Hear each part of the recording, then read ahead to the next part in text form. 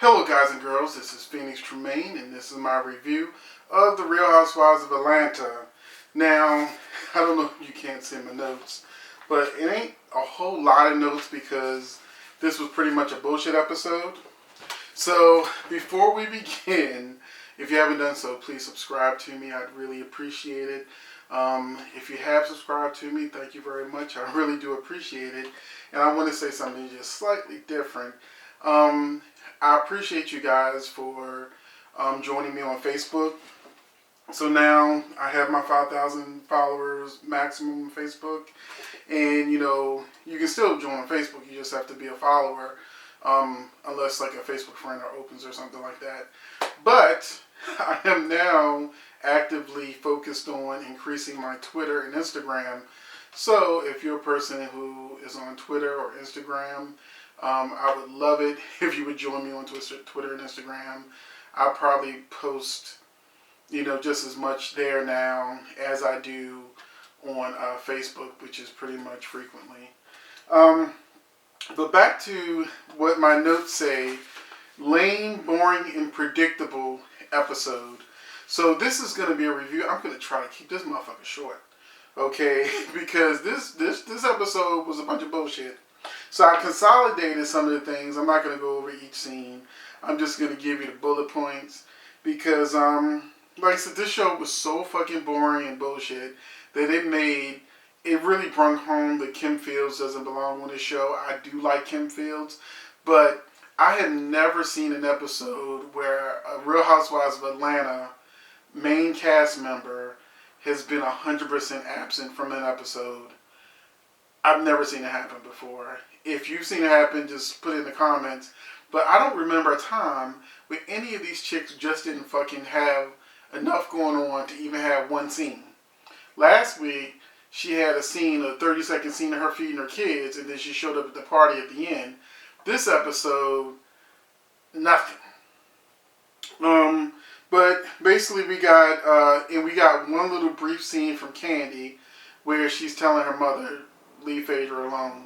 But when Miss Joyce goes to see Phaedra, it's not for a verbal confrontation.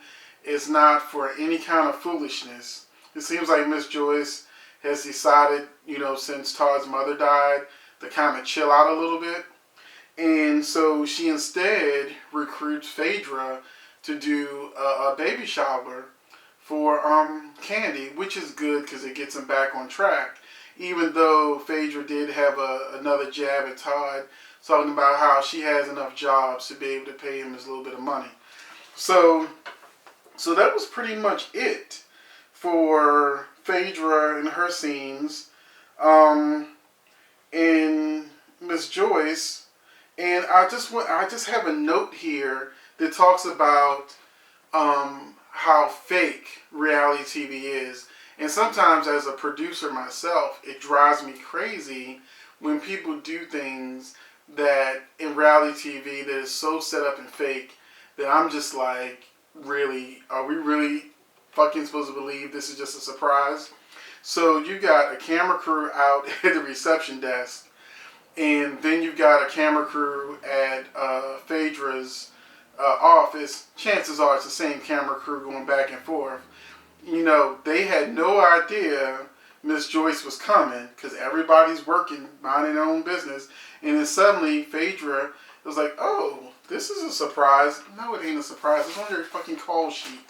Bitch was supposed to come today and be on the show.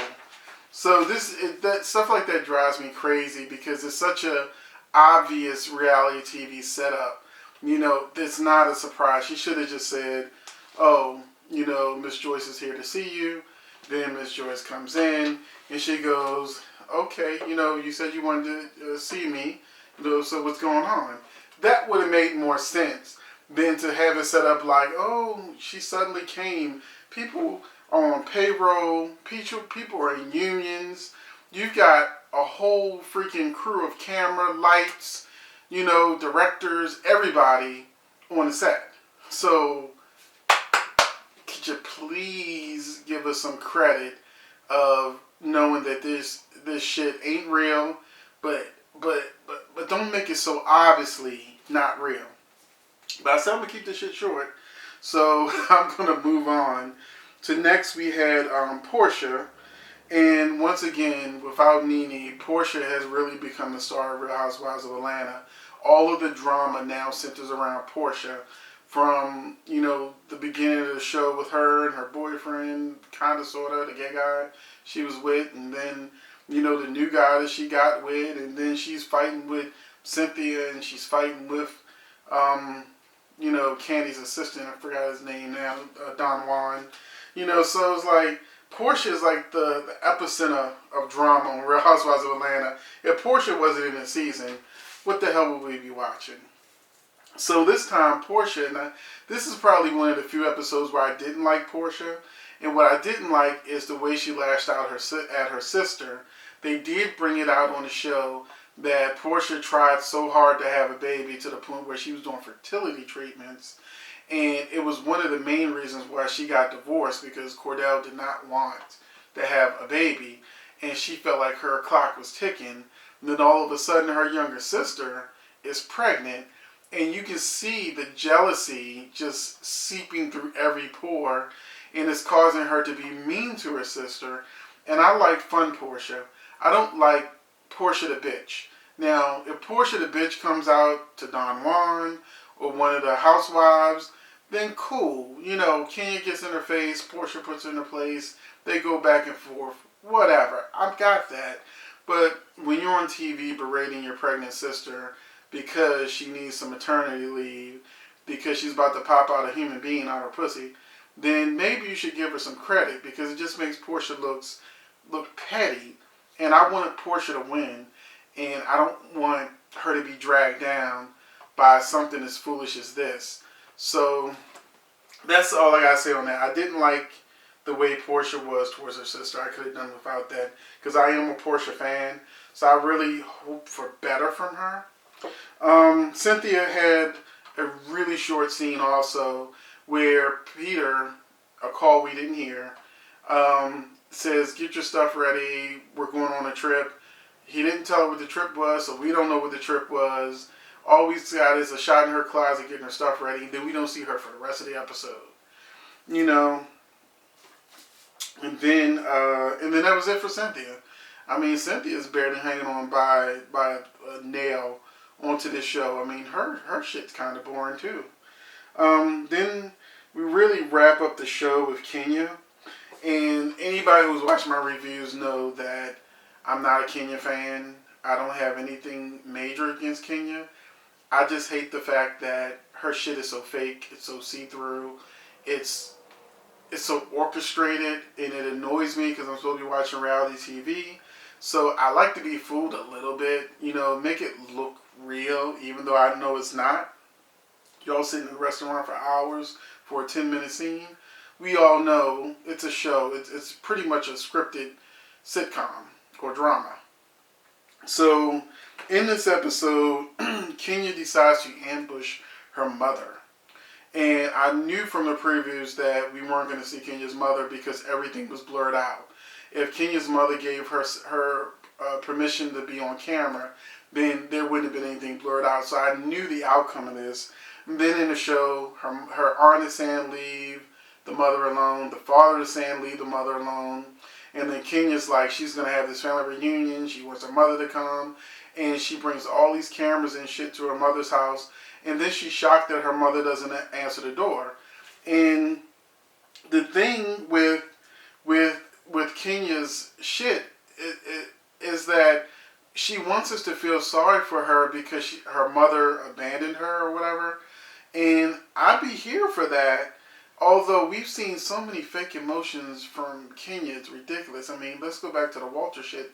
They brought it up. I mean, he flat out said it was a fake relationship so that she could be on the show, because on the show you're not supposed to go on as a single person, and Kenya was single. But now we got her trying to bring together the situation with her mother, and we're only getting Kenya's side of the story. Now, when I see the reactions of the father, and then when the aunt just dips out of the family reunion and doesn't even want to talk to Kenya after she finds out Kenya went over to the house. And we'll hear her talk more in the next episode. And Kenya looks frustrated because she's not playing Kenya's game. Because that's her sister. And there's something we don't know about this story that makes her be on the sister's side, which makes the father say not too much, but just enough to like, Kenya, calm down. But he won't say the whole story. Nobody's saying the whole story because there's something that Kenya did. Because in the last episode, the father was talking about how much Kenya hurt him. And she was saying she didn't realize it. I don't know what she did when she ran away or what the fuck was going on. But one of the websites I go to is Straight from the A. And they reported that back during her Miss USA days, Kenya's mother reached out to her, and Kenya said, "I'm not talking to you without an apology."